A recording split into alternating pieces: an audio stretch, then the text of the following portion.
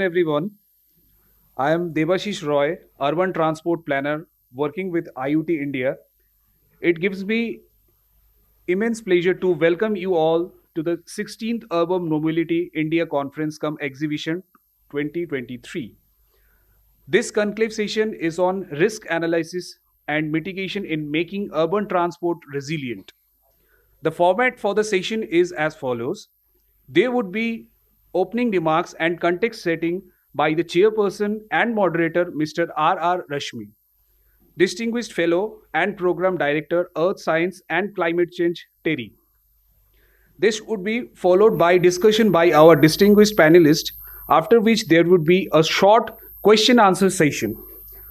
So, without taking much of your time, I would now like to invite Chairperson and Moderator Mr. R. Rashmi. Mr. Rajiniranjan Rashmi is engaged with the Resources, Energy Efficiency and Governance Division of the Energy and Resources Institute as a Distinguished Fellow. At TERI, Mr. Rashmi works on issues relating to climate policy, strategy, carbon markets, and environmental sustainability. Ex-IAS officer, Mr. Rashmi is an expert on climate change-related policies, strategies, actions, and international negotiations. He has been involved with formulation and implementation of public policies of the central and state government in the field of environment, commerce, and finance for over 35 years. Mr. Rashmi has been part of climate change policy making in India in the run-up to and after the Paris Agreement on Climate Change in the Ministry of Environment, Forest and Climate Change. I would now like to invite our distinguished panelist, Mr. Loknath Behera, IPS retired, Managing Director, Kochi Metro Rail Limited. Former Director General of Police and State Police Chief, Kerala. Presently, he is working as the Managing Director, Kochi Metro Rail Limited. Having worked for about 16 years in the government of India, he gained vast experience in functioning of the central government, counter-terrorism, corruption, etc. Well traveled across the globe, wide exposure to technology, instrumental in opening the operations of one and unique water metro in Kochi. Our next panelist for the session would be Mr. Naresh Lalwani, General Manager, Central Railway, Mumbai. Shri Naresh Lalwani, General Manager, Central Railway, is a senior officer of the Indian Railway Service of Engineers of 1985 batch. Before taking over as a General Manager, Central Railway, he has worked as Senior Deputy General Manager and Chief Vigilance Officer and Principal Chief Safety Officer in Western Railway. Mr. Lalwani did his Executive Masters of Business Administration from Indian Institute of Management, Indore. He has got wide experience in both construction and open line operation while holding various important positions in Indian Railways. The third panelist for the session would be Mr. Vikas Kumar, Managing Director, DMRC. Mr. Vikas Kumar is the Managing Director of Delhi Metro Rail Corporation since 1st April 2022, an officer of 1988 batch of Indian Railway Traffic Service. Mr. Kumar worked with the Indian Railways in various capacities before joining DMRC in September 2004. Ever since, he has been associated with DMRC for more than 17 years in key management positions. Our next panelist in this session would be Ms. Caroline Gassner, Director, South Asia, KfW Development Bank.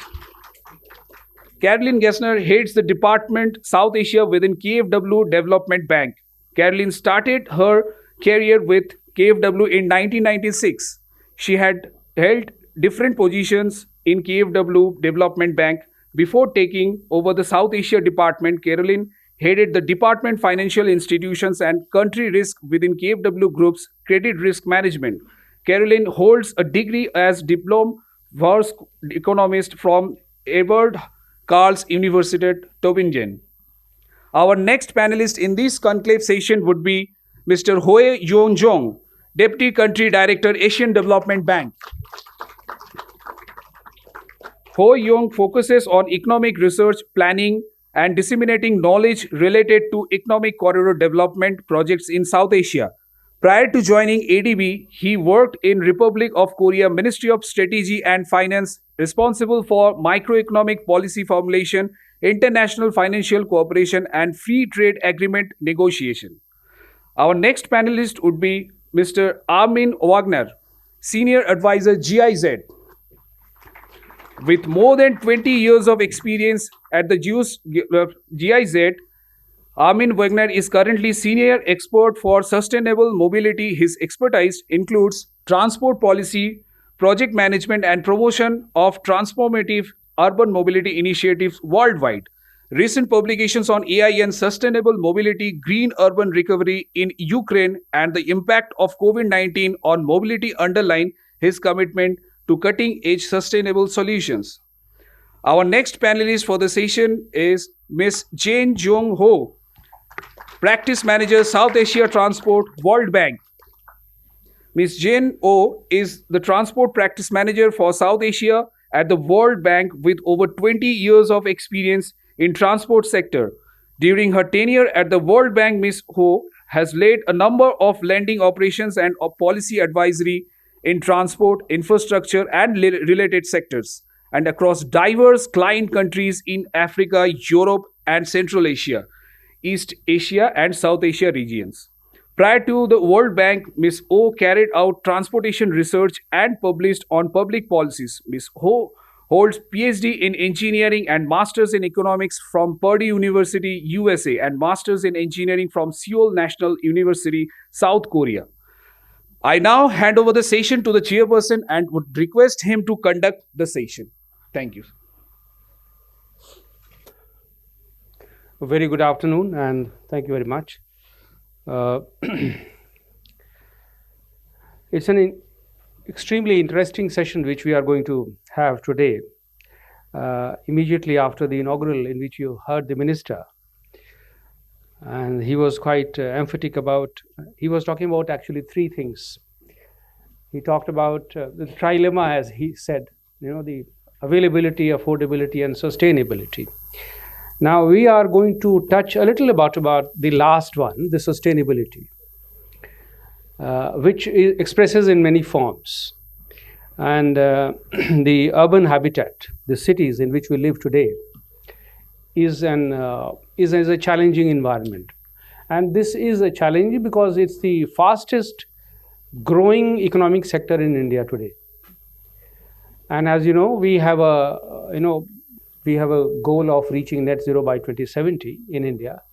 And the urban environment, the urbanized environment is going to face this challenge of sustainability extremely, in a very intensified and an urgent manner. Urgent because climate change is upon us. All sectors of economy are exposed to this challenge, and more so the cities, the urban habitat. And this is one reason why, when the National Action Plan on Climate Change was formulated way back in 2008, and I was fortunate enough to be a part of that process, the sustainable habitat was one of the missions identified in the National Action Plan to help the process of urbanization become more sustainable. Now, so this is an environmental challenge. The climate change is an environmental issue, but it expresses itself in diverse forms. The extreme weather events, when they take place different kinds of forms. And the urban settings, the urban habitations, the cities are extremely vulnerable to this kind of threat. There are different kinds of threats which the cities face, and I'm sure my panelists will touch upon these different facets of the threats which the cities face.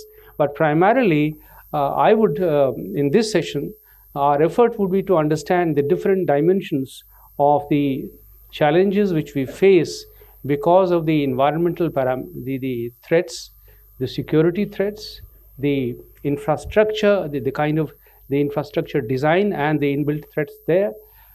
So all kinds of issues will be discussed today in this session. We have people representing different sections of the stakeholders. We have people who have worked for very long in the security apparatus of the government.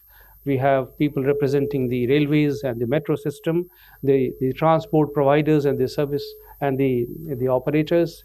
We have people who have been financing the creation of the infrastructure and who bring the knowledge and foresight on the international best practices, people from credit and financial institutions, that kind of background.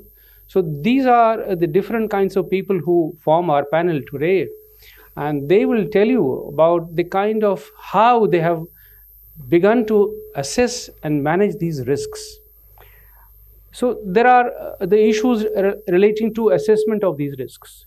We all know the hazards, the climate hazards, the climate-induced hazards, or the other kinds of threats which are present in the environment, which are present in our social and political system. The cities are embedded in that system. So there are threats from different sources. So how do you assess those threats coming from these hazards? That is one issue I'm sure the panelists will assess. And once you identify the threats, once you are able to assess and quantify those threats and the risks, then you have to evolve a methodology or a strategy for mitigating those risks or addressing those risks. And what goes into formulation of such strategies, how do you finance those actions, will be a key issue which we try to understand today in this session. Ultimately, the objective is to make our city systems, the infrastructure, particularly the transport systems in our urban setting, much more resilient, so that it can withstand the adverse impacts of climate change, adverse impacts of the natural disasters which our cities face, and naturally the first impact is felt by the transport system, by the way the people move around. So we have to make the entire infrastructure resilient to be able to withstand these threats, and more so the transport system. So we will learn from the wisdom and the experience of our panelists today about these issues.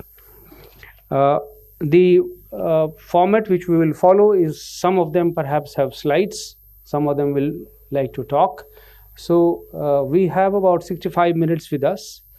And I'm really happy that all of the entire hall is packed, and this displays, this is an indication of the kind of interest and attention which you give to the knowledge and wisdom of our panelists today.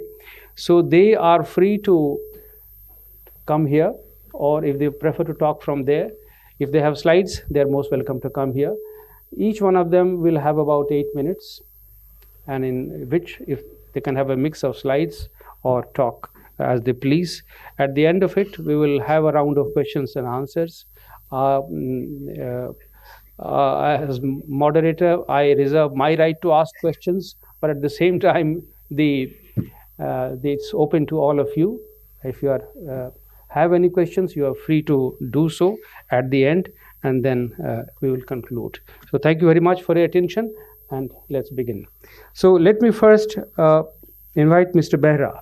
He comes from as you know, he has been the DG of Kerala, Director General of Police, comes from a security background, and he is an extremely competent officer, and now he's heading the Kochi Metro. So the question, Mr. Behra, I would like to pose is, the Kochi has been exposed to a number of natural disasters. The 2018 floods are known to us, and it's still there in our memory. You have now been heading this organization for the last 2 years. So you would know how Kochi Metro has been able to assess the kind of risks which it is exposed to because of the past incidents, and how do you look at the future? What kind of strategy do you have in mind? And do you think also, based on your experience, you have also handled the threats in London from the bomb blasts there? In addition to those kind of threats, I would like to also request you to touch upon the natural threats coming from the natural systems, and whether Kochi's example is the best example of managing this kind of risk.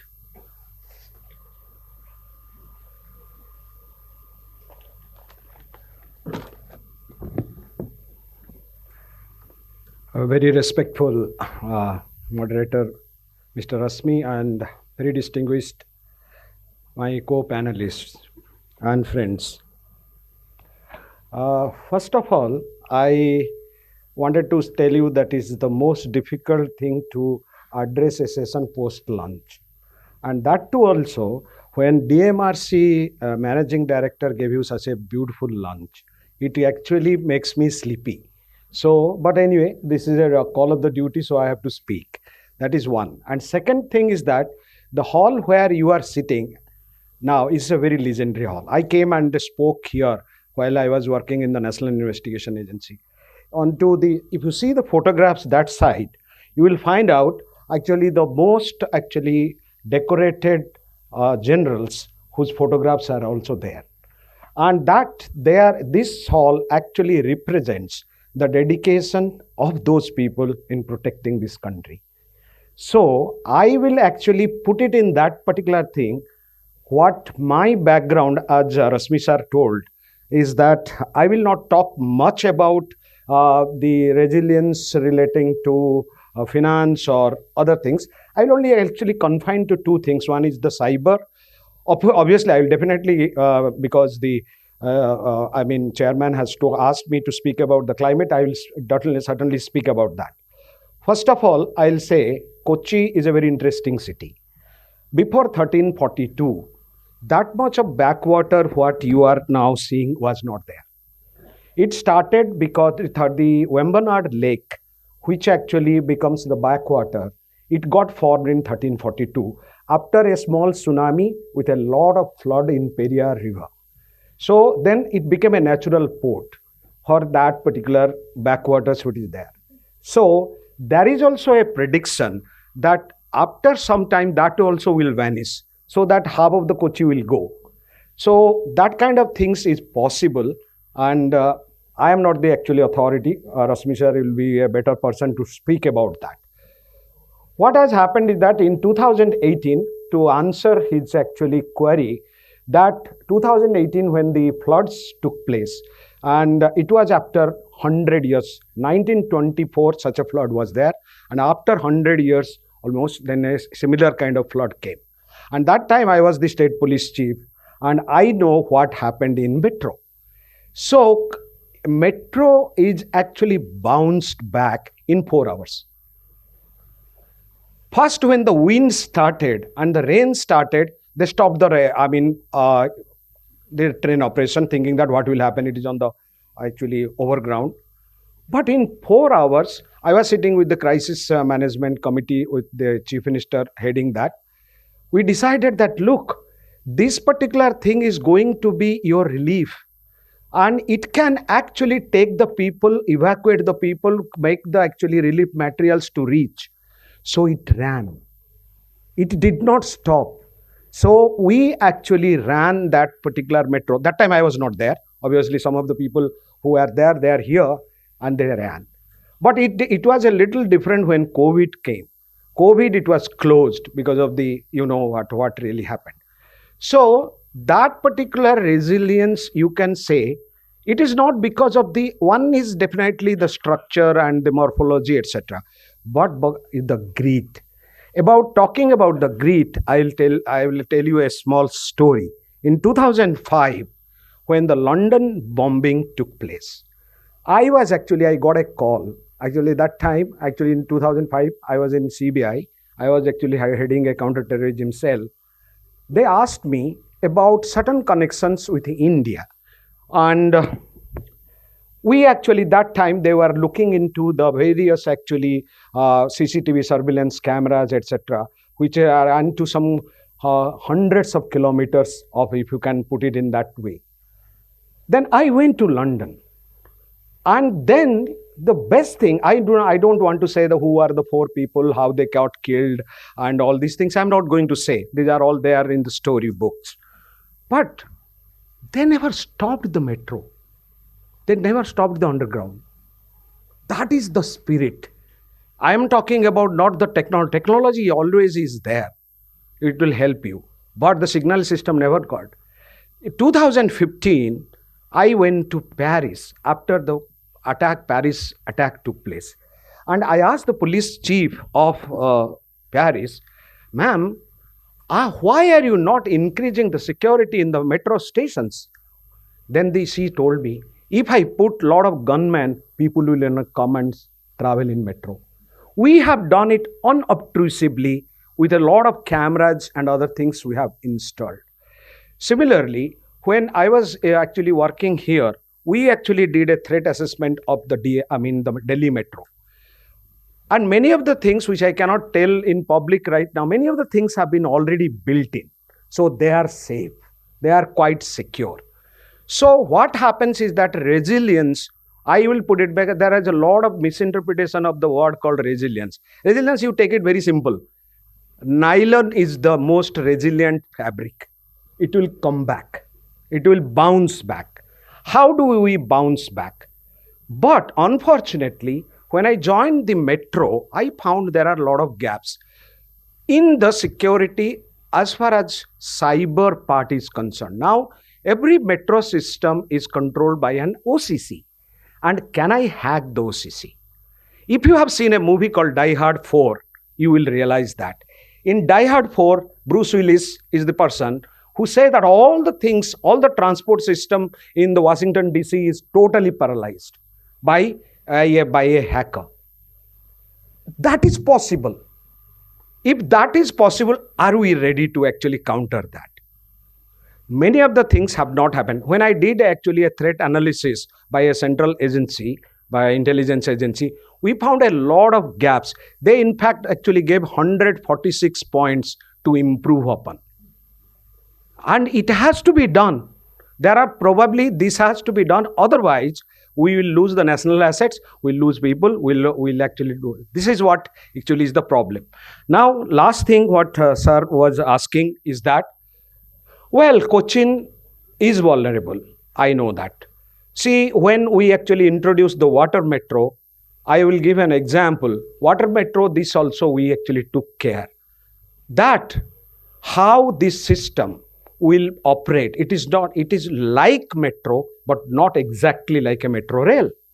It is controlled from an OCC, but it is inside water. Water is dangerous. So if water is dangerous, what are the things you can do? Can we stop a boat by putting a switch in the OCC? How could actually make the boat charge in 5 minutes? If it takes half an hour, there will be actually a lot of people will be unhappy with that. And how secure is our boat? These are the points which actually we took care.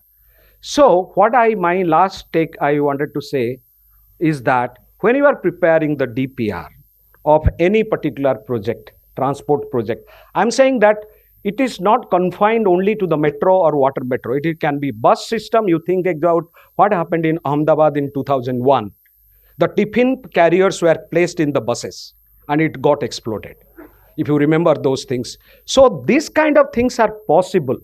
So this we have to necessarily think that what kind of things will be done, whether it will be camera, whether it the access control, whether it will be scanning like airports, all these things have to be taken. Now the time has come, we have to think in those lines, and the security and intelligence agencies are suggesting that to improve, because all these transport infrastructures are called actually critical infrastructure. Thank you.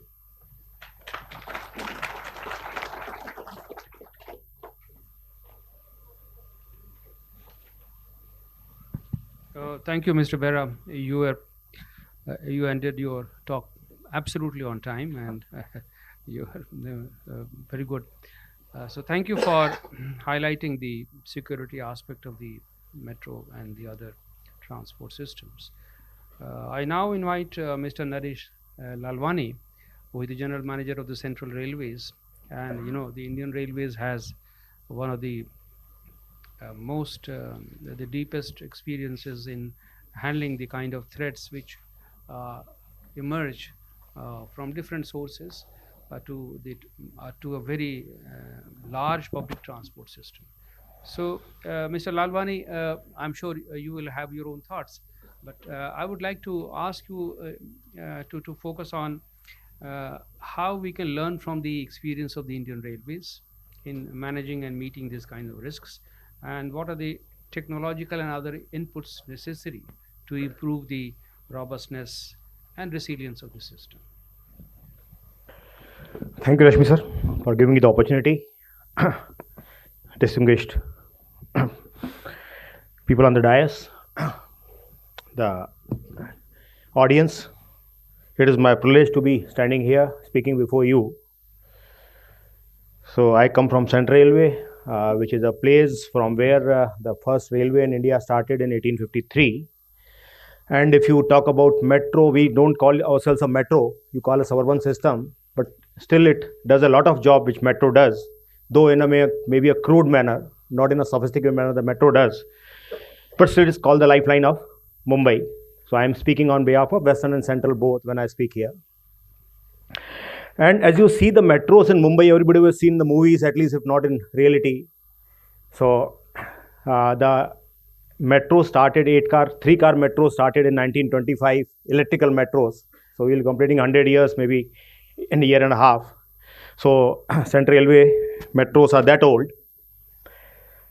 To give you the perspective about the passengers carried, because morning session we were talking about a crore passengers being carried by the metro systems all over India, and Delhi Metro I think is carrying 70 lakhs or 7 million. So Mumbai Suburban, as we call it, Western plus Central, they used to carry around 80 pre-COVID, 80 lakhs per day figures, and now the passengers have reduced, and we are carrying around 76 lakh people, 7.6 billion people every day. And to give you the size of the trains, number of trains, if you want to have an idea, there are 1800 services run on Central Railway and around 1400 on Western Railway, so 3200 services, which are mostly 12-car compositions as against 8-car compositions in many of the metros. And just to put the things in right perspective, metro trains you see are standard gauge. The stock is maybe 10 feet. Our stock is 12 feet, 3.66 meter wide. It is wider than the Indian Railway stock. So that's why it is able to accommodate in a peak time 5,000 passengers or more than 5,500 passengers. And it has its costs. That is a ugly part of it, that lot many people fall down from the trains and do die. That figure will be around 700 to 800 per year, which is a big figure. That is because it is non-AC, the doors don't close. So, but at the same time, we run the services at the cost of 35 paisa to 1 rupee per kilometer if you buy a ticket. Metros, I don't think, have a monthly season ticket. So Mumbai Suburban has a monthly season ticket where if you travel, you pay 8 paisa to 40 paisa in a second class for a kilometer, as compared to around 2 rupee or 1.5 rupee to 1.5 to 2 rupees in a metro. Those services are not AC. There are issues with the metro, and I think whatever was to be learned from the operation of last maybe 98 years, I think Delhi Metro has taken most of the lessons from that and incorporated in the systems. And maybe some new metros may have to take those steps. I'll speak about few things. Talking about the risk and resilience, just to remind you, there are some incidences which they would be in the memories of the people. If you go back to 2005, there was flood, 26th of July 2005, the heaviest flood. It rained around 944 mm in 24 hours. It crossed Cherrapunji, which was one of the times wettest place in India. So that time metro operations were stopped because there was 15-16 inches of water at vulnerable places, and the EMU rakes, the motors got damaged. So around, just to give you an size of the number of rakes we run, so total around we run 136 rakes on Central Railway and around 93 rakes on Western Railway to run all these services what I am talking about. And that time Central Railway alone around 50 rakes were damaged. and they were stranded at different places. So when a calamity of this size hits, the first thing is to clear the tracks, because the stations are very nearby and suburban system. So to clear the tracks, and when no system is working, you have to use diesel locomotives to clear the systems, and those were cleared. It took around 1.5 days to restore the services progressively on different lines, though long distance trains started after that because there were breaches and washouts. In that respect, I want to make a point that railway has a vast man-force, maybe more than what it requires. People say it is a too vast, 12 lakh employees, 12.5 lakh employees. But it has got a strength of having a departmental people who are skilled enough to handle those operations. There is a factor of loyalty which is there with long years of service. So the metro, Delhi Metro, has a lot of departmental people who run the trains, who maintain the trains, because you have to have core competency. And I don't know if new metros would be able to afford with small sizes. So that I'm not sure. Delhi Metro, I know about the details, but other metros I'm not sure. But they should have some amount of departmental things, departmental staff, at least a skeleton, so they have the core competencies. That is what we learn from all the times we bounced back. Then if you remember the serial bomb blast which took place on 11th of July 2006, 7 blasts, one after the other, evening 1840, peak hours, because peak hours in Mumbai Metro, Mumbai Suburban are morning 8 to 11 and evening 17 to 20 hours. These are the peak hours. All first class compartments, 7 locations, within a gap of few minutes, there were bomb blasts. So the most important thing at that time is, you never know how many trains are carrying bombs. So the immediate thing is the central control issues the order, all the trains to be evacuated. So this has to take place within matter of few minutes. And Mumbai Metro, some of people are so quick, they walk a lot, they are agile. 30 seconds, 4,000 people will get out, except from some informed people and old ladies and all. Most of the people will empty the metro in 30 seconds. So that time also, it was not only an issue of tragedy, it was an issue of country trying to bounce back, to show the world that we can bounce back easily. So the metro service was started in full-fledged manner in the next day morning. So that was the strength of the people who worked. Then there were 2 more incidents, as you all know. One is 26/11, Mumbai terror attack. That time VT was attacked. So a lot of, around 50 people died, 5 railway people died on the CST station, which is one of the heritage structures of India. And that time also the things were cleared. Police gave the clearance at 2:30. It happened at 9 o'clock in the night. Up to 11, the sporadic firing continued. Then things were cleared. At 2:30 in the morning, the trains started running from that station. So when I make a point, I say that we should have some departmental staff, though we say it costs more than a contractual staff, but this is the one learning which we should have. There are certain areas where, as a suburban service, we are to do a lot. Whether we will do this, I don't know, I'm not sure. One is the issue of signaling. Metro signals are advanced, you get the signals. Here the signals, the driving is fully manual, and there are cases of motormen passing the signal at danger, causing accidents. So this is one area where Indian Railway has to work a lot.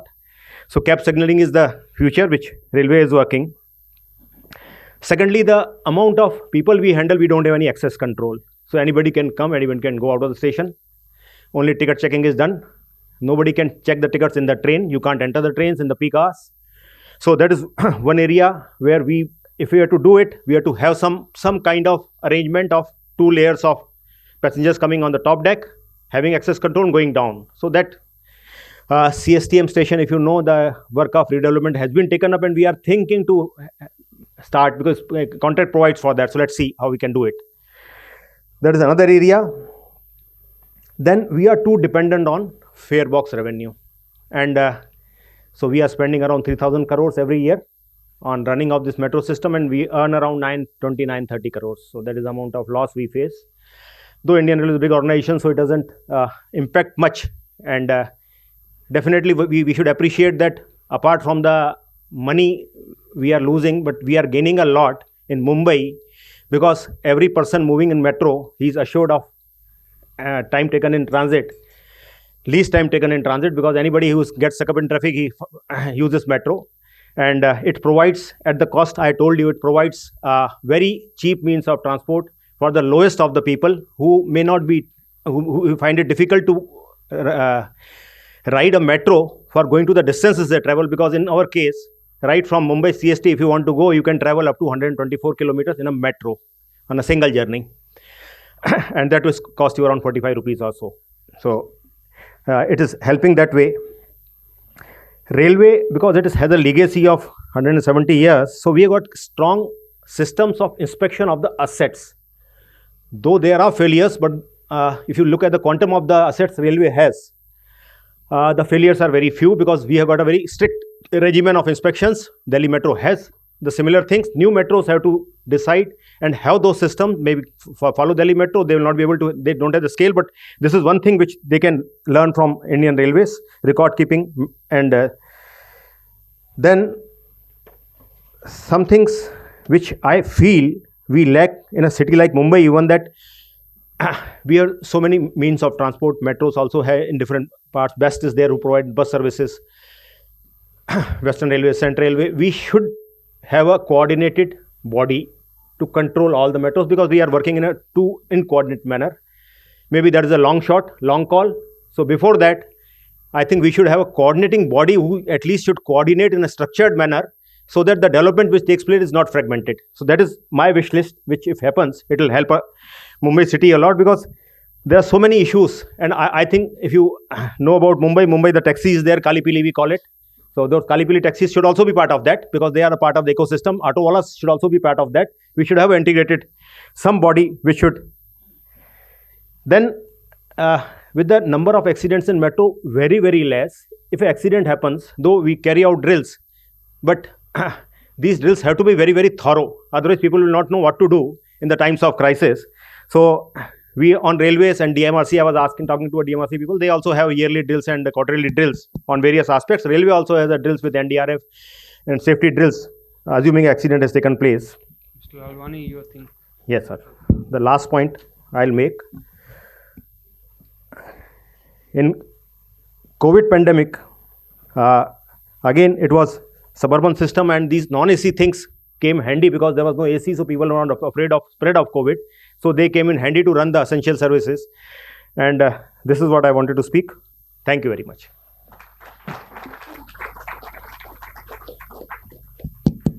Thank you very much, Mr. Lalwani. You recounted a number of experiences which are really helpful in shaping the kind of responses which we need to have. And we will summarize this in our concluding part. Let me now invite, as per the order given to me, I'm going to invite Ms. Caroline Gassner.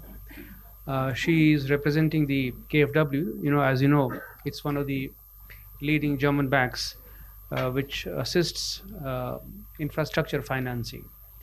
So, Ms. Gassner, my question to you, you are free to amplify.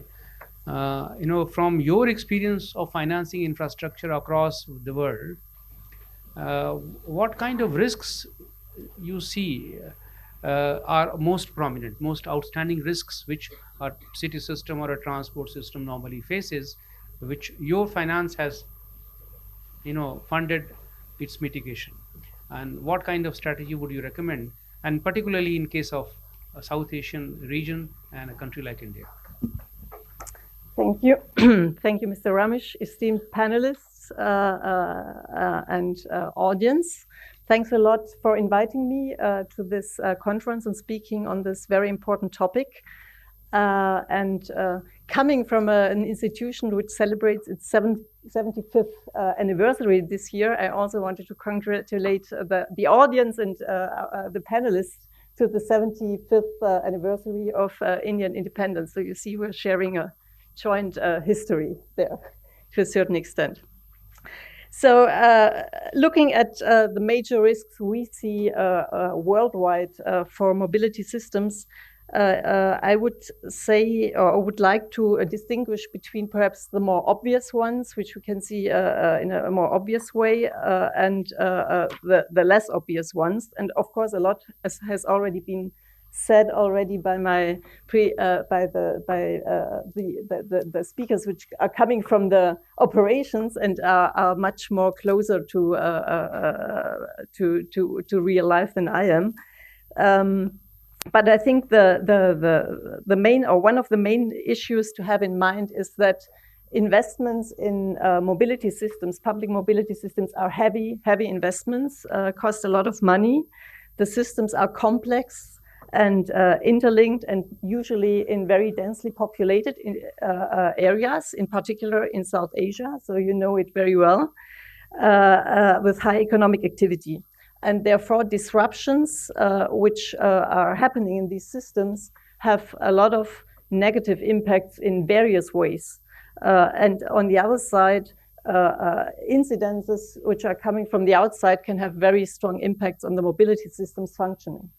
So if we think about what's happening in the world right now, I mean, of course, we see a lot of, for example, conflict, armed conflicts, terrorist attacks, and so on. So this is, I would say, a very strong and big risk for mobility systems these days, not only being destroyed to a large extent, but also in the case of, for example, social unrest and so on, of just being disrupted and mobility, freedom of movement being restricted. So that would be one. Then, of course, economic disruption. Of course, if the economic situation is in a very bad shape, high inflation, high unemployment, and so on, this has immediately very strong impacts on the ridership of the system, and therefore bringing also negative impacts on the financial situation of the operators, but also of the budget, of the state budgets, who are usually subsidizing the system. So also a very strong risk, which we see not so much in India these days, as has been mentioned this morning also, where the economic development is rather positive, but in a lot of other regions of the world that is the case. Then technical disruptions, failure of the technology of the system. I mean, you just mentioned signaling, which can just lead to a lot of disruptions in the function of the system, and can also lead to dramatic accidents, which we have seen in many cases, also in the railways in India. We just saw also had a terrible accident in Bangladesh. So, I mean, this, of course, has also strong impacts, comes with high costs usually, and fatalities. So we see there also a very high risk. And last but not least, and this is probably the most relevant of this risk category for South Asia, is natural disasters, which have already been mentioned, and pandemics. Yeah.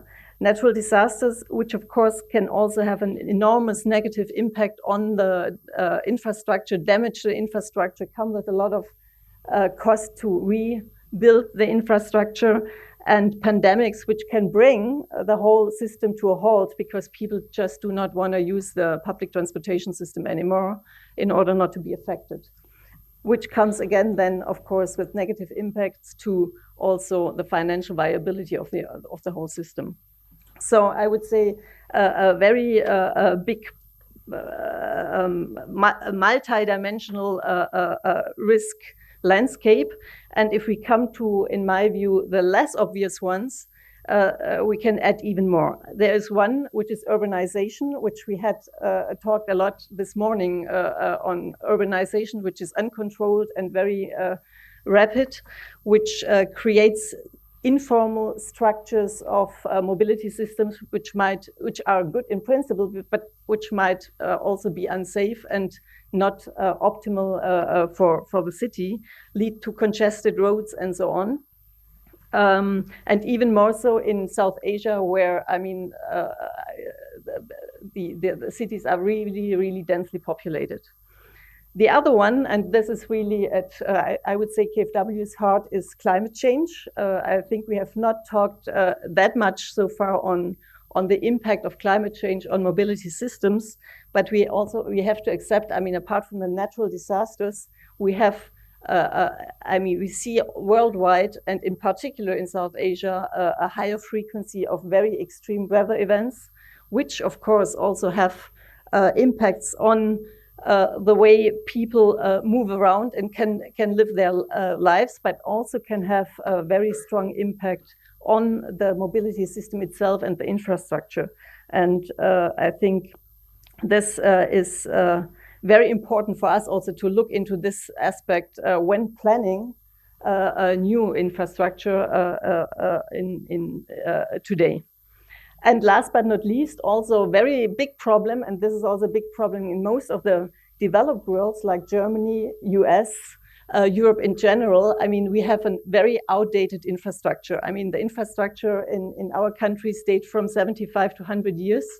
So, I mean, they're really coming to the end of their being functional, and lead to a lot of problems. I mean, German railways has a lot of problems because there was not enough reinvestment in the past 20 years. So it's very unreliable service. We remember the bridge which broke down in Genoa in English, I don't know, Genoa a couple of years ago. Terrible pictures which come from outdated infrastructure, which is not really working on a reliable basis anymore, and leads to accidents with a lot of fatalities and injuries.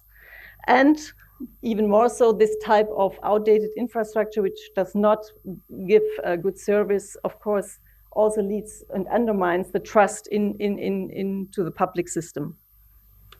So what are the measures which can be taken? I would like to focus actually on perhaps 3 points, not all of the risks I've mentioned, but I think, I mean, it's key to think about it in the order of avoid the risk, minimize the risk, and only at the last measure compensate for the risk if it materializes. And if we look into climate change, that is, I think, one where we really can work that the infrastructure is being built from the very beginning in a way that it is adjusted to what is expected in the next 30 to 50 years to happen in the region or in the area where I build the infrastructure. And I think there is still a way to go to really build in from the very beginning in the design of the mobility systems this aspect is thinking and designing the systems accordingly. Because, I mean, we built the systems for many, many years, so they should be done properly in a horizon which is longer than the next 10 years. Of course, what helps also is integrated planning. We had that in the morning, also in the morning session, integrated planning of cities and transport systems. So, for example, if you think about region where floods are a regular problem, if you have a sponge city concept, which, I mean, deals with also these floods and minimizes or reduces the risk of really traumatic impact of these floodings, this would also save, of course, your mobility system and your infrastructure if the whole thing is not so terrible. Urbanization, we have heard a lot this morning about transit-oriented planning, also integrated planning, so I won't, in terms of time, won't go too much into that. Then we have safety and security as the other part, and I think there, I mean, we heard a lot about we need capacity building. I mean, the operational departments, they need to be capable to really do the thing. They have to do maintenance on a regular basis, close monitoring, and we need vigilance systems in order to overview what's happening on these systems. KfW is supporting in all of these areas.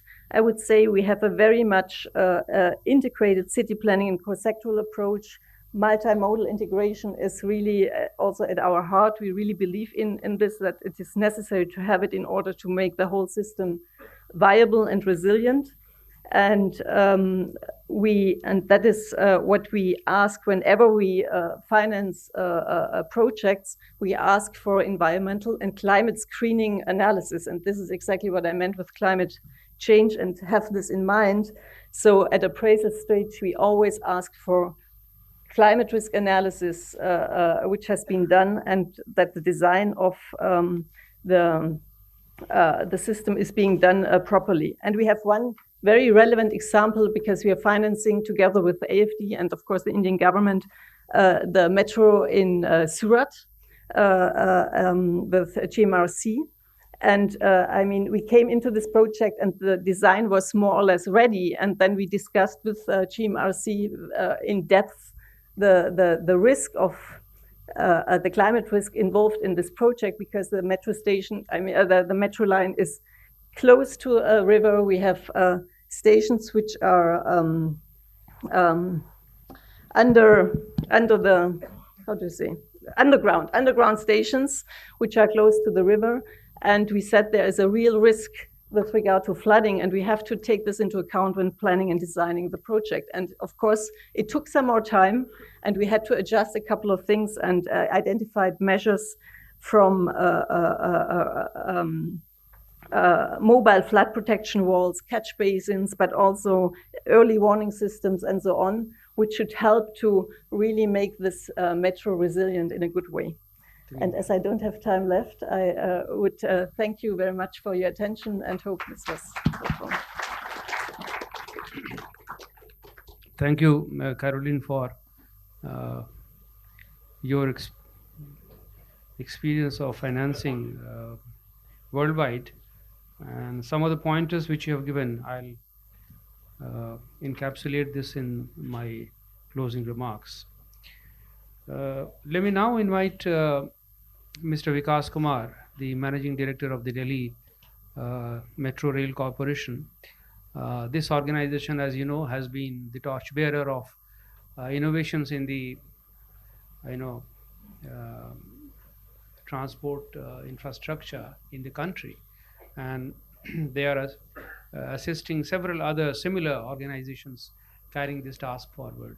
So, Mr. Vikas Kumar, I mean, from your experience, I would request you to, of course, you have a very large gamut of experience in this sector, but looking at the build-up in the traffic system and the people who are using the Delhi Metro, the kind of the overcrowding in the Delhi Metro, I'm sure the Delhi Metro, when it made its assessment of the future traffic projections, it must have taken this into account. But do you see this as an emerging kind of a serious situation which you will be planning, and how do you look at the mitigation strategies for this kind of congestion in the railway metro system in Delhi and other places? Of course, this also leads to the next question of what kind of advisories, when Delhi Metro participates with other similar organizations, what kind of advisory it gives to them. So, over to you.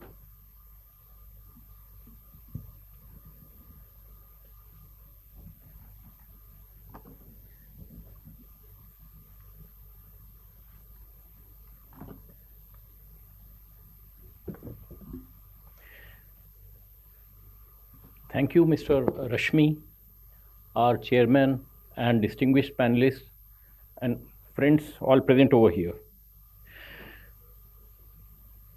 Definitely, for any transport system, in fact an urban transport system, the more crowded it is, the better it serves the city. Only thing is that the crowding, the extent to which crowding is there, definitely that needs to be controlled, otherwise it may lead to a serious situation. As far as Delhi Metro is concerned, I would like to tell that we started with trains of 4 car augmented it as and when the demand arose.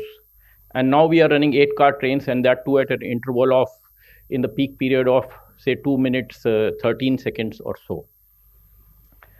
We have not only expanded in capacity by increasing the number of trains and cars, but we have also expanded geographically, covering the more areas of the NCR region, thereby providing more options for the passengers to travel.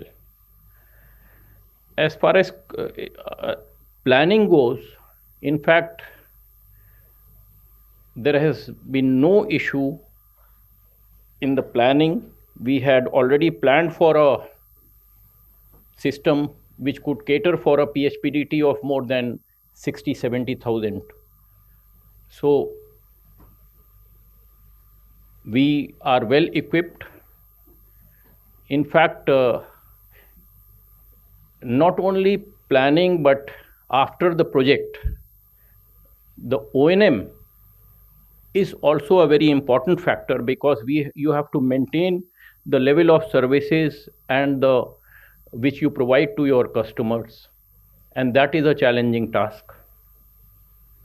So you need to have proper feedback system or mechanism to know how crowded the metro is, what are the demands of various diverse sectors of people who use the metro. So we do have a robust system of feedback. In fact, for crowding, we keep on monitoring the PHPDT in the peak period.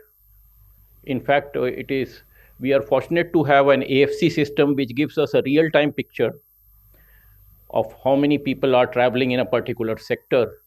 And that is how we, if in fact, demand is more, then we do have standby trains and we rush them to cater for that. And similarly, in the off-peak period, we do withdraw trains, because normally the principle is that whatever demand is there, you provide a capacity, say, around 10 to 15% higher than that. And that we are doing in all our lines.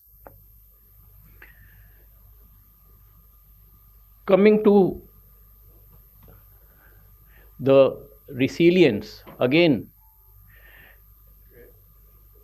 it is in fact, Delhi Metro operations is a testimony that we have not had any accidents, touch wood, involving passengers and thereby having disruptions. There are few incidents of, say, power failure due to some or signaling trouble, but our punctuality performance of 99.95%, and this also is so stringent that we consider a train to be lost in punctuality if it reaches its destination by more than 59 seconds late. World over, they take a factor of 2 minutes or even 5 minutes if a train is to be considered lost in punctuality. We in Delhi Metro have robust systems for, again, and procedures in place for these various, you can say, natural disasters like earthquake, high storm or winds. We do have sensors on our system at various places which tell us about the wind velocity, and then we have SOPs in place where the train has to be run at a restricted speed, or if required has to be stopped also.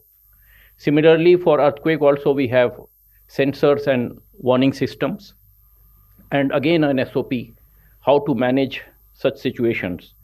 We do have a proper documentation and lessons learned from any incident. So whether it is in the project stage or in O&M. So we have, in fact, a very big archive of these which act as guiding principles for other metros also.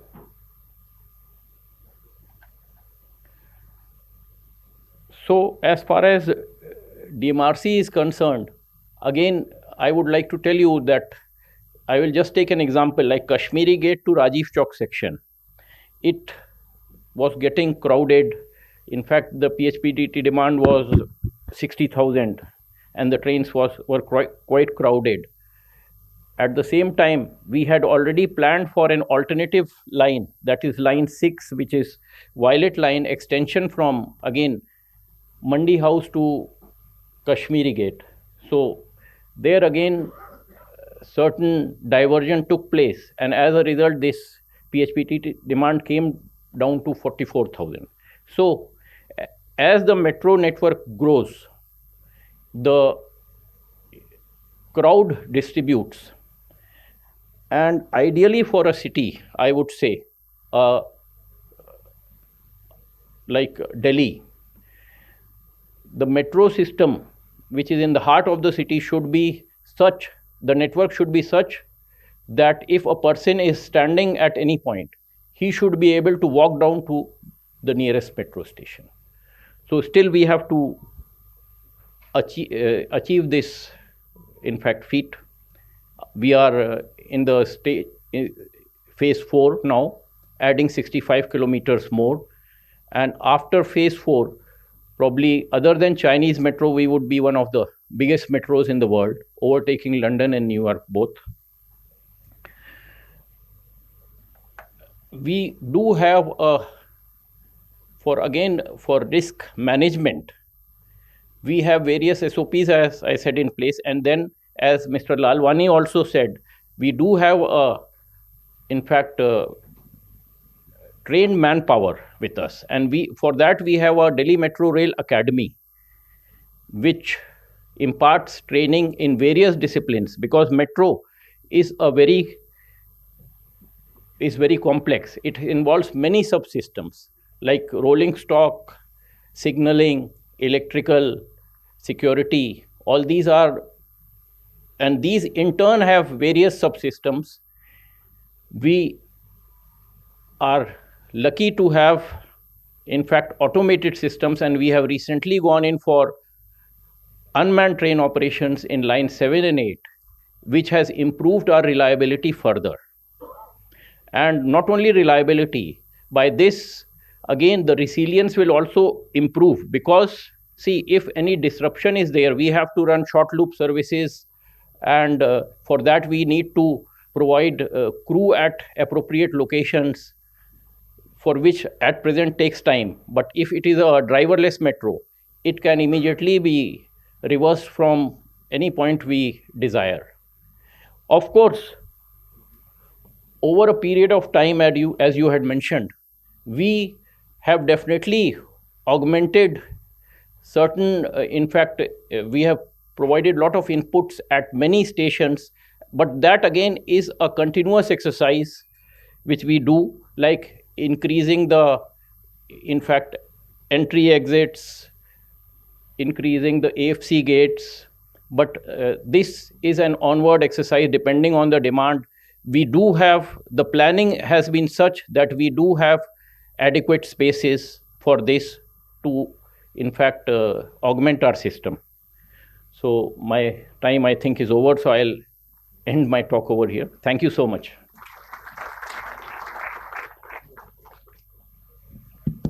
Thank you, Mr. Kumar, for giving us an insight into the kind of operating procedures that you follow in Delhi Metro. Let me now invite Mr. Ho Yun Young, the Deputy Country Director of the Asian Development Bank. And I would request him to take us through the and how ADB in its operations has tried to, address these risks arising from climate change, the environmental side, and what are you trying to do in terms of financing the infrastructures across Asia, South Asia, in building climate resilience in the urban mobility system? Yeah, thank you. Good afternoon, everyone. I'll request you, Mr. Young, because We have now 2 more speakers. Sure. If you can adhere to your time schedule, Okay. that'd be great. Yeah, sure. I will do that. Let me first thank the organizer for inviting ADB to this very important conference on urban mobility. Keeping the given questions in view, I would like to take this opportunity to share with you what is ADB's vision and strategy in terms of our commitment to climate actions and where we stand now in terms of its operationalization, particularly here in India, and some lessons that we learned from the operation. In response to the questions for ADB, allow me to quote ADB president who has often stated, quote, "The battle against climate change will be won or lost here in Asia and the Pacific," unquote. In a way, his statement underscores the challenges and opportunities facing Asia on climate change.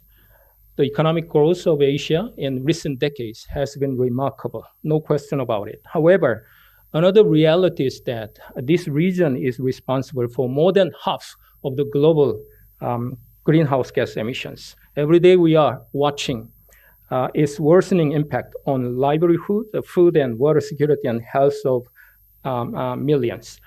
So the urgency of the situation and magnitude of this challenge have inspired ADB to position itself as the climate bank for Asia. With regard to our stance on global commitment, I would like to stress that ADB is the first MDB to fully commit to the Paris Agreement. We have raised our climate finance ambition to 100 billion by 2030 to support the Paris Agreement. We aim to have 75% of our operations support climate actions by 2030. To this end, we have developed a very comprehensive climate risk management framework to ensure climate risks are considered at all stages of the project cycle. On top of this, we disclose project-level data for all our climate projects for transparency. We also recently released bank-wide climate action plans to support our DMCs in developing their own climate action plans. So these measures have led ADB to be the first MDB to be accredited by the Green Climate Fund. So let me further elaborate on our efforts on climate commitment. We put strong emphasis, particularly on building climate resilience apart from mitigation. Of our climate finance goal of 100 billion by 2030, adaptation is accounting for 34 billion, with the balance for mitigation.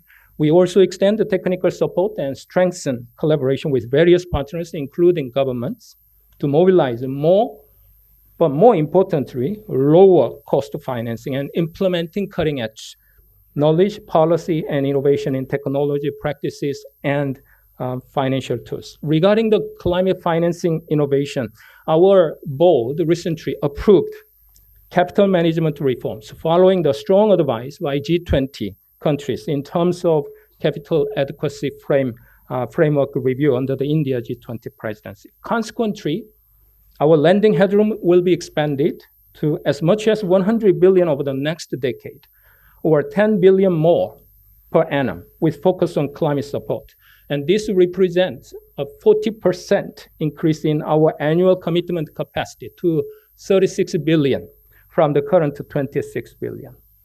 Now let me touch upon country-level strategy on climate here in India. Our goal is to deliver 20 billion or more in climate financing by 2030 here in India, which is a fifth of our corporate target. And this means that the success of our climate financing target heavily depends on India operation. So our country partnership strategy, or CPS for India, which is a 5-year medium-term country-level operational strategy, has identified key areas of strategic engagement on climate change. These are decarbonization of transport industry and energy transition, climate adaptation, disaster risk management, and circular economy, among others. And we are currently taking a two-pronged approach to its implementation. First, on financing part, we aim to secure more concessionary financing as constantly requested by Government of India. Currently, we are in discussion on various options with other development partners, multilateral and bilateral, and also climate-dedicated financing funds, such as GCF and CTF. Our main goal here is to reduce the overall financial burden on our clients. And also, apart from that, we continue efforts to build more pipeline projects in the above-mentioned area. So far, we have built over 12 billion worth of pipeline projects on mitigation and adaptation over the next 3 to 4 years. But we are still hungry for more projects to meet our goal. And thus, we are doubling efforts to build a more robust pipeline. Now, regarding our strategy on climate change, particularly in the transport sector, with more focus on the urban mobility. Of course, transport is a key sector in delivering our climate finance target on mitigation, together with the energy sector. But as mentioned already, the ADB is mainstreaming climate change in the transport sector investment in line with the Paris Agreement. This means that climate risks are considered and addressed at all stages of the project cycle, from planning and design to construction and operation. Here I will put more focus on urban mobility within the Indian context. From ADB's perspective, making cities livable is one of the key operational priorities across our DMCs. As such, ADB is committed to supporting India's urbanization in a sustainable and inclusive manner. We support creation of client-resilient infrastructure. We also support the development of a low-carbon and efficient transport system. Keeping this overall strategy in view, let me highlight a couple of points regarding the nexus of climate and urban transport that we learned from our operation.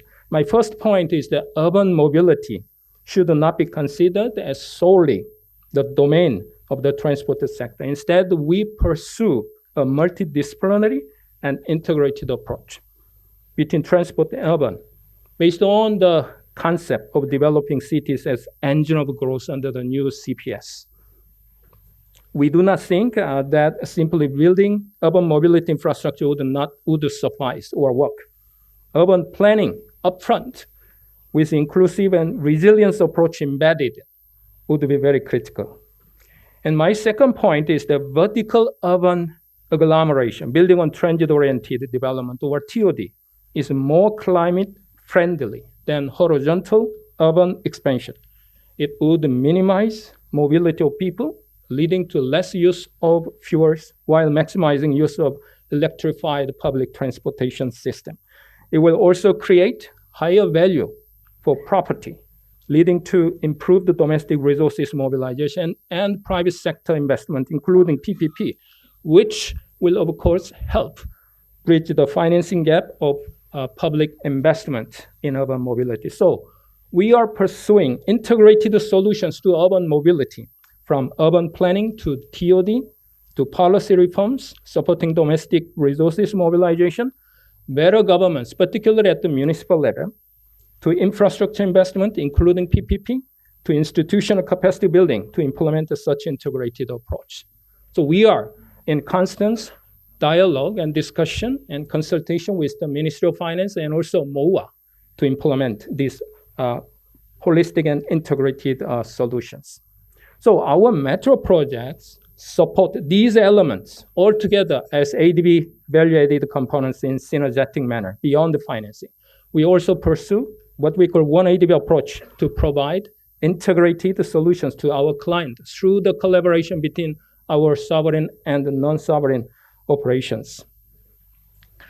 Briefly on our pipeline program in urban mobility, we are promoting multimodal solutions again. Our ongoing portfolio in this sector amounts to 3.3 billion at this point. Additionally, our pipeline, including projects in the making, comes to around 3 billion, focusing mainly on decarbonizing transport. For instance, the delimited regional rapid transit system is being financed by ADB. And as you know well, the 17-kilometer priority section of this system was recently inaugurated by Honorable Prime Minister. So going forward, we anticipate that more pipeline projects supporting climate mitigation will emerge from various upstream knowledge works that we are supporting in collaboration with various agencies. So in conclusion, I would like to reiterate our commitment to provide holistic solutions to urban mobility with climate resilience on finance, policy, knowledge, and capacity building. Let me stop here. Thank you so much for your attention.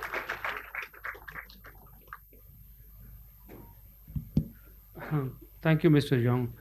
The next panelist is Mr. Armin Wagner, who represents the GIZ, which is an international cooperation agency of the government of Germany, and they have also assisted several projects in India. So, Mr. Wagner, I would like you to touch upon the lessons from your experience in managing international cooperation projects, and how do you see and what kind of strategies can be followed to build resilience into the projects from planning stage itself in the projects of urban mobility, and what are the ways in which you can measure those outcomes and those parameters? Yes, thank you very much. And in order to save time and to reduce travel demand, I will stay at my seat here and speak from here if it's fine for you.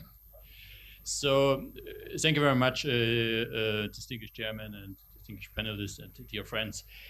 First of all, I would like to express my sincere gratitude and appreciation for the collaboration with the Indian Ministry of Housing and Urban Affairs under the Green Urban Mobility Partnership with Germany, both with KfW and GIZ on our side, to work on integrated urban mobility solutions. I think we are working here on very prominent and very important topics like climate change, like adaptation, like integrated urban mobility solutions. So, and the panelists, the fellow panelists here have already raised many very important issues, so I'm not going to repeat everything, but to reflect a bit on it. On the one hand side,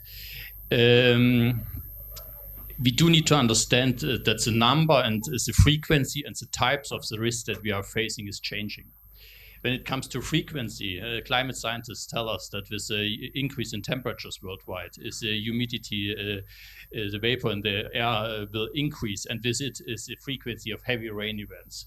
This summer, for the first time in 65 years, my street in my small village near Frankfurt got flooded. So the elderly neighbors who are living there for almost 65 years told me, it's the first time. Things are changing. We need to get ready. And indeed, they're right. Things are changing and we need to get ready. We need to understand that not only is the frequency of events is changing, but that the density in our cities is increasing. So the Honorable Minister today mentions a number of 800 million people here living in urban areas in India. It's a staggering number, and we need to get ready to understand it, what it means to have these densities, what it means in terms of risk and risk alleviation.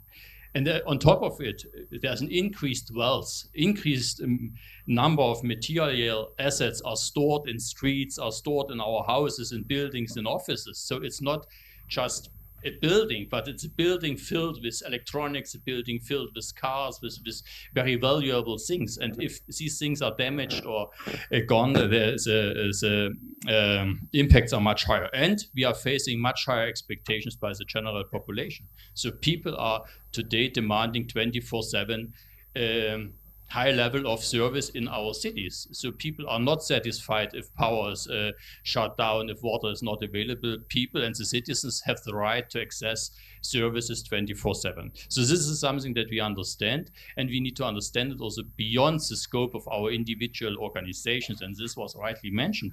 We need to think outside the scope of individual institutions, not just thinking about the metro or the bus system or streets, but we need to think about resilience in a city, in a general urban framework.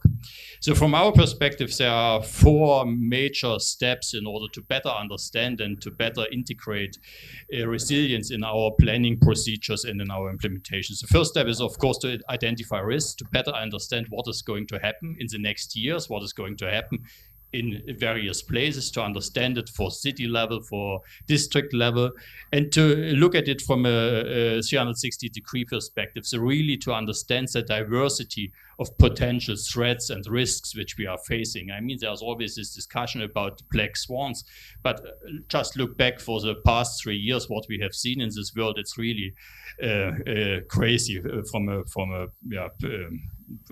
general perspective. And based on these risks, we need to develop scenarios to better understand how these risks are going to impact our communities, our urban areas, to understand the likelihood and the impact. And based on this risk assessment and the scenario analysis, we can then start to develop risk management processes and operational structures. And what I understood also from the opening session today, there's of course this lack of capacity in many places. And this is not only confined to India in the end. We are at GIZ, we do estimate there's a lack of at least 250,000 professional transport planners and engineers around the world. So it's not only about working with the planners who are there today to better understand the risks and to think outside the box, but to educate at least 250,000 planners in universities, on the job, and so on, to improve our service delivery in urban areas and in terms of mobility. And another question, how would this training look like? I mean, we have several good examples across the world how capacity development can look like. How can we integrate it, and how can we condense and refine all the findings in comprehensive resilience plans or adaptation plans for cities, which go beyond individual organizations, which go beyond individual modes of transport, which go beyond individual scopes of responsibility, but to think in an integrated way. Because buses and metros, pedestrians, cyclists, and so on, all of these things are working together, are coming together. And if disaster strikes, all of them have to respond to the crisis. So for me, the big question is, how many people do we have to train? On top of the existing challenges, how would comprehensive resilience plans look like in places? And this was also mentioned this morning, also in smaller cities, smaller places. And how could we jointly deliver such a program, not only here in India, but also in many other places? Thank you very much.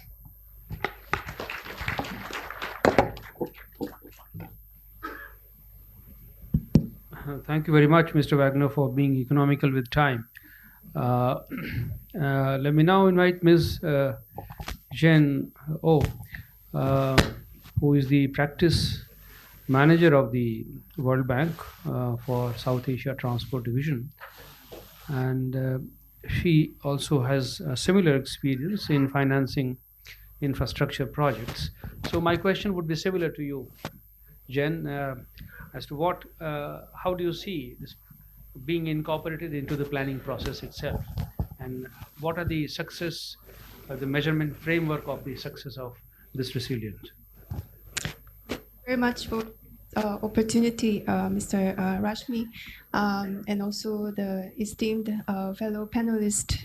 This is hard to follow, but I'd like to start with our sincere appreciation for the opportunity to join this very important discussion, and also the partnership that we have with the Minister of Housing and Urban Affairs, as well as many partners that are present in this event. At the risk of sounding an alarmist, I'll say this, that a country gets one opportunity to urbanize. You need to do it right? Because the urban forms that are now being shaped, infrastructure that is being built underground and overground, they will determine for the decades to come, centuries to come even, how the cities offer in terms of the livability, carbon footprint, resilience to future risks, quality of life, and inclusivity. So I think this is the really right opportunity in the context of the pace at which Indian cities are, India is being urbanized, right moment and right time to talk about this. But of course, I'm exaggerating, and you can do it again. But of course, redoing and redeveloping and regenerating this urban environment will be very, very expensive than doing it right in the first place. So we need to really mainstream and build in this framework of how we are looking at and addressing and mitigating risk in every step of the way, from thinking, strategic view, planning, and delivering and operating. And this is critical framework that we need to introduce. So how do we see risks, right? So we, earlier speaker also talked about natural hazards, different types of risks, different type of hazards, climate change. So exposure to hazard is one factor that determines the risk. But it's not just that, it's also criticality. So how important that piece of infrastructure, that services are to the economy and to the society is important factor, right? So there, if you rely on single piece of infrastructure, single line of transportation mode, then you increase the level of risk. Third, very important factor is adaptive capacity. How are you equipped? What kind of capacity, financially and technically and otherwise, the overall institution, what kind of capacity you have to react to it. So risk is actually determined by all of these three factors. So the way at World Bank we look at when we talk about the, do you hear me okay?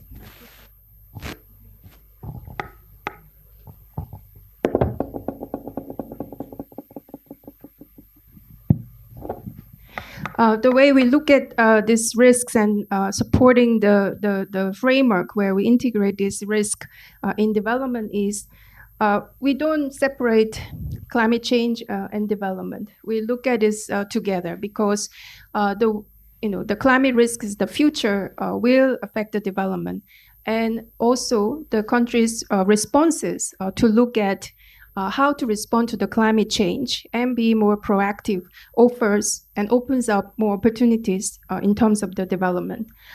In terms of individual project level, and we did when we evaluate and decide on what kind of projects we will be financing and how we design this. I'm happy to also share with my fellow MDB partners that we also fully adopt the climate commitment in our program. So we carry out the risk screening assessment to understand all the risks faced with our individual projects.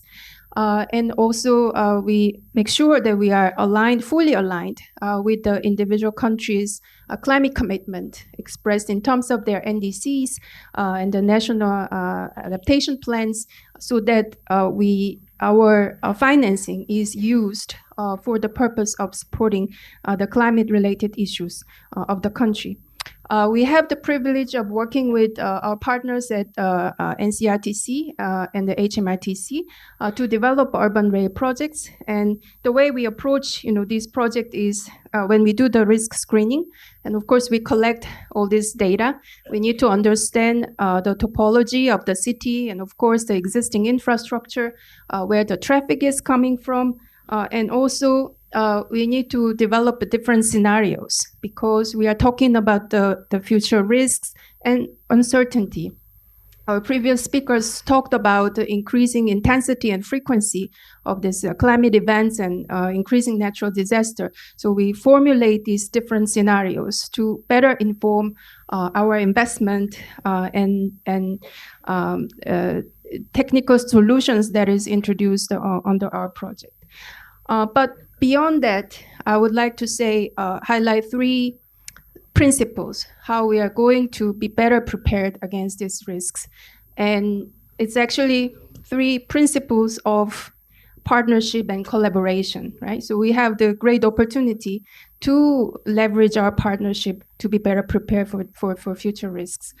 I don't know how many of you in the room come from transport sector, but I think in future events, we need to have other sector colleagues, from environment, from water resource management, from power sector. You need to have this conversation with these other partners to make sure that at the technical level, technical sectors, because we share the infrastructure at the end, we share, underground and above ground, and the risk, the resilience is the city is as resilient as its weakest link. So even if we build very strong transport system, if we don't have the other technical sectors also built in a resilient manner, then we will be stay vulnerable. So I think that partnership is very important.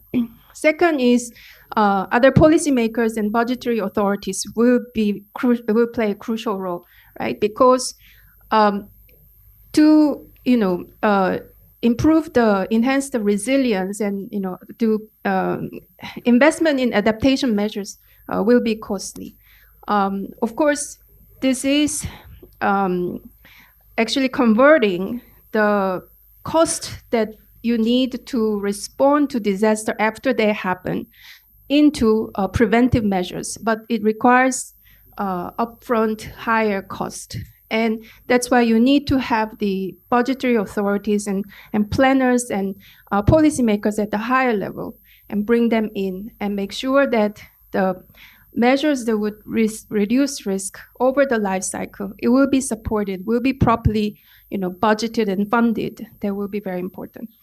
And third is we need to have a partnership with the people who deliver the solution, right? The market, the industry, the contractors, because even if you have a very good technical standard, if this is not being delivered, if the private sector doesn't collaborate, ensuring that the good plans actually get materialized, I think we will not be able to achieve the results.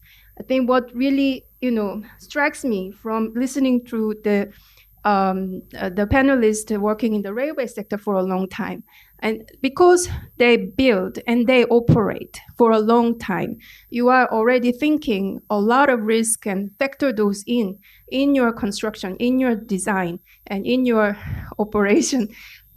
And I think that alignment of the incentives and the long-term vision is very, very important. But not all infrastructure sectors have that kind of arrangement, and that's why our roads and other types of infrastructure suffer so much. So I think to have that long-term view and then have the collaboration with the private sector and then entities that will deliver this solution will be very, very important. And we are very happy to support this kind of comprehensive arrangement in cities in India, including in Chennai, where we are pursuing this improved planning and delivery. And we'll be happy to continue to be the partner in that journey. Thank you.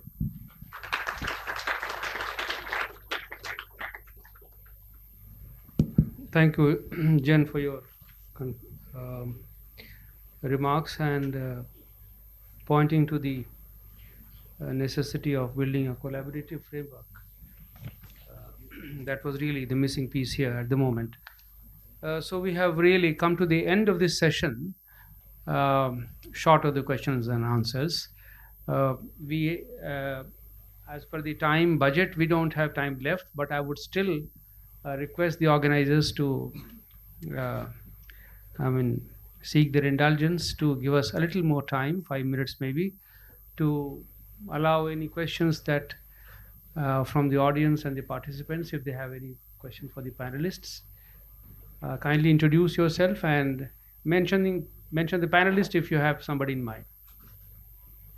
And be brief with your question, please. Yes, so my name is Alok Jain.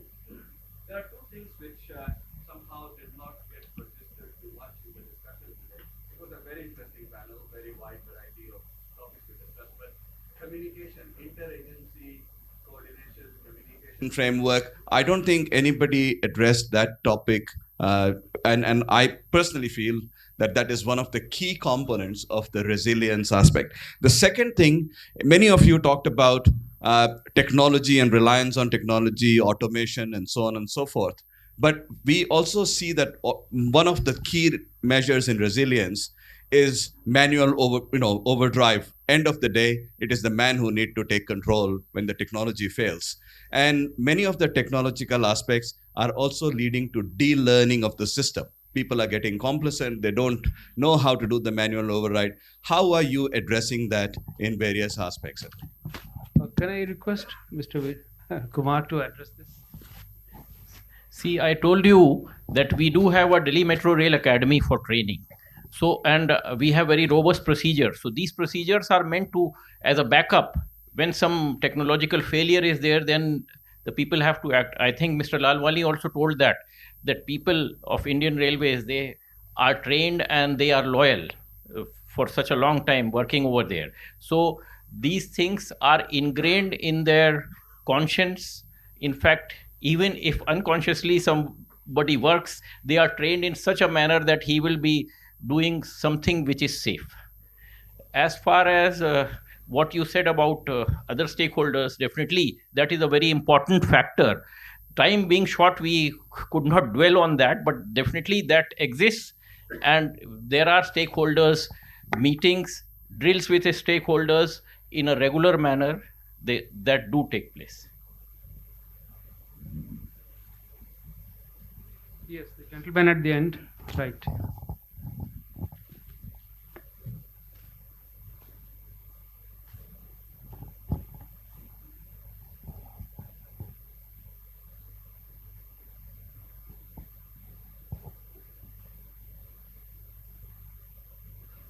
Hi, my name is Aditya. So I have a question for all the panelists. I just in the current scenario, the public transportation system are barely financially viable. Can you come again with your question, please? Sure. In the current scenario, the public transportation systems are barely financially viable. Example, DMRC is just not currently breaking even as per the latest reports. So making systems resilient via technologies and other measures would increase the project's cost further. So how do you plan for that, making the system financially viable as well as affordable at the same time? So any one of you would like to take, maybe Jen?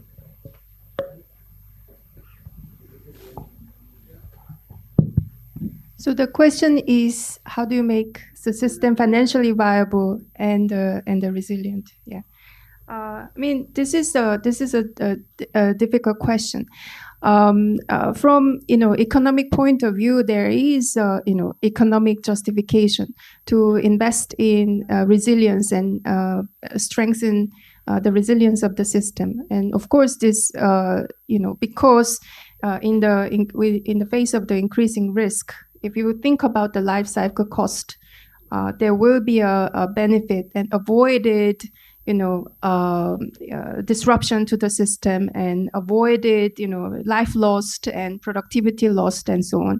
So from the economic point of view, this makes sense. But financially, it's difficult because this require, additional investment upfronts, right? So, I mean, that is the fact. And there can be a different way of really mobilizing other type of financial tools and bringing in, broader players in the market, in terms of the insurance, against the future risks, and bringing in, other investors that will have take long-term interest in. So this kind of financial mechanisms that factors in the longer-term risk into the financing sources can be explored to address the issue, but that indeed is a challenge. And of course, in the global scene, we are also seeking international partnership because, the climate change has happened and industrialized countries, emitted and that led to this current situation. And developing countries will bear the bulk of these damages and vulnerability. So of course, the World Bank and together with many other partners, we are in the conversation of discussing how we are going to finance this upfront investment in developing countries. I think that conversations are ongoing. Some concessionality will be needed to support the developing countries, but that's the ongoing dialogue we're having. Thank you, Jen. Mr. Behra, for a very, very short comment. So I just wanted to say one thing is that in a system like metro, it's very cost is quite high when you make it.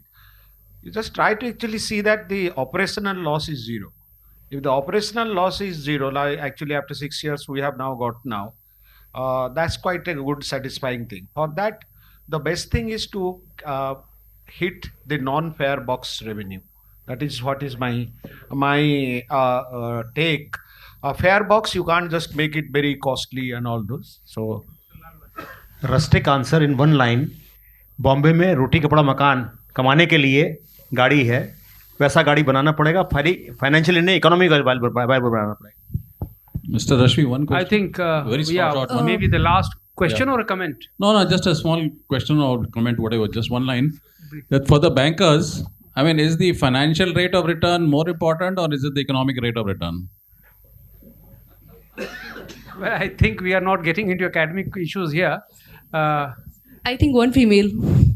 Yes, yes. Hi, I am Deepthi from IIT Delhi, and it's more of a comment. So when we are looking at resilience, mobility, we have to see that 95% of the people are non-metro rail users, and nowhere in the panel we had discussed about the eminent main majority users of the transportation system. And we cannot build resilient. They all talked of transportation system. integrated planning. Sorry? Integration, they all talked about. No, that also does not approach. Anyway, So, I take it. so when we want to look at building a resilient transportation system, we have to look into what is our footpaths, what is the condition of the pedestrians, what is the condition of our buses, where 20 to 30% of the users are. And I think that is where we need to head on our discussions. Yeah, that point is well taken. Any other question? Yes, sir. Microphone there. To Mr. Vikas Kumar, because you have been involved in metro construction for a long time, but many times we come across that there is a collapse in the while doing the metro pillars, and this kind of things happens. This is not only for metro, we also see the road construction also. Even during construction, even there are many bridges that recently collapsed. So I was wondering that when you do this kind of, even at construction stage, even the bridge which is ongoing on operation, in spite of that getting collapsed. So that any kind of risk analysis is being done, or kind of maintenance strategies follow strictly to in order to ensure Anyway, so that this thank can, you. this can this Would you like to answer that? See, during construction stages, few, in fact, infirmities have been there. I do accept. It is not a bridge collapse. It is a collapsing of a launcher, I would say, or some girder. But in O&M, there is nothing of this sort, because that is only because of somebody has not followed the method statement properly during constructing. But everything once constructed is properly tested. In O&M, again, we have a proper maintenance schedule for each and everything, like for the bridges, for the piers, for the viaduct. We have proper maintenance schedules from time to time to see if some issues are there, they are tackled there only. So it is not an issue of safety at all, because of these procedures in place. In fact, we have an extra dose bridge. We do have a separate, in fact, maintenance schedule for that. Again, for the pier caps, for the bearings, we have a separate schedule. So this is there, and then organization is there which does this inspection and maintenance on a routine manner. Thank you.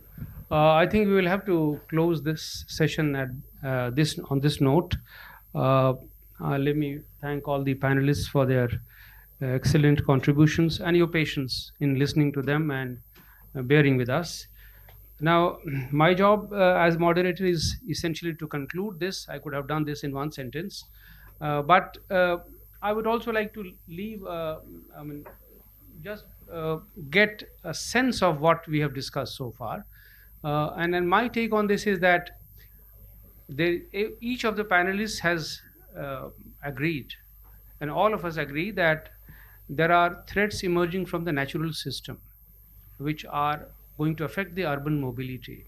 And urban mobility, not just railway, metro, but mobility of all kinds. So, but the kind of infrastructure that gets built with huge investments and is reflected in the railways and the metros, and of course the other forms of surface transport, their huge investment goes in there. And that investment is at risk, and the life of the people who are using that infrastructure is at risk. And that affects the quality of life in the cities. This is one major threat, or all of them have pointed to this, but there are other kinds of threats also to the urban mobility, which people like Mr. Behra, even Caroline has pointed out, that there are disruptions of other kinds, conflicts, armed attacks. There are internal security threats, external security threats. These can also upset the entire mobility system, and we need to be aware of this, and our systems need to be resilient. So we need to create a resilient system to meet the natural threats originating from the natural system, like climate, floods, and other things, but also from the other disruptions from the security angle. There are economic disruptions also, which Caroline was pointing out, and these economic disruptions caused by changes in the policies, changes in the external economic environment, sometimes domestic economic environment, that can also create a huge chaos sometimes in the mobility.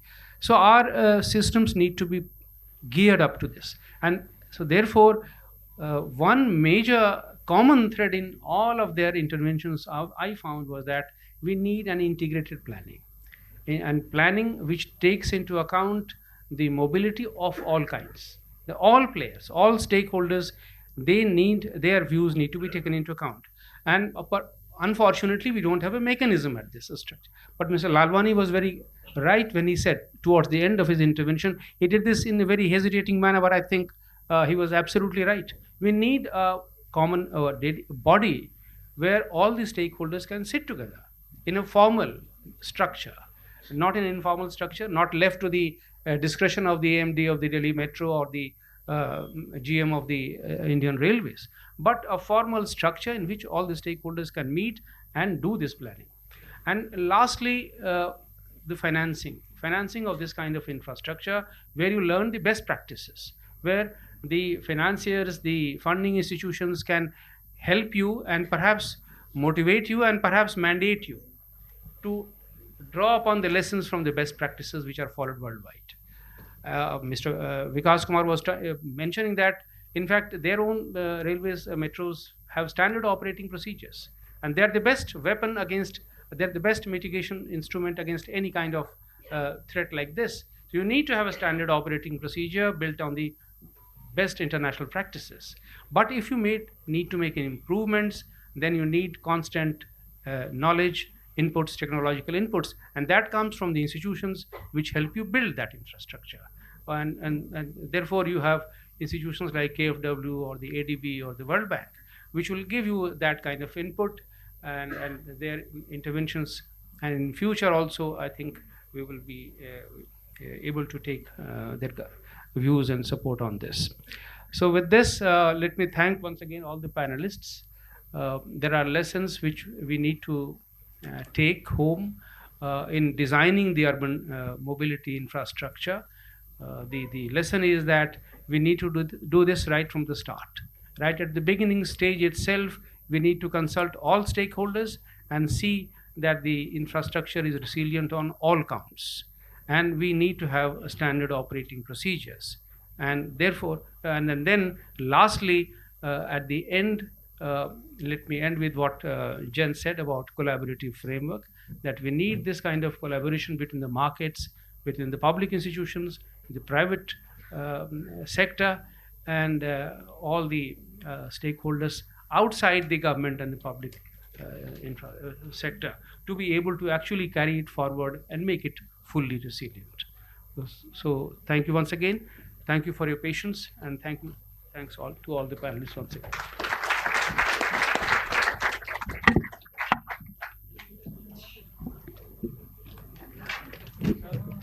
Wait.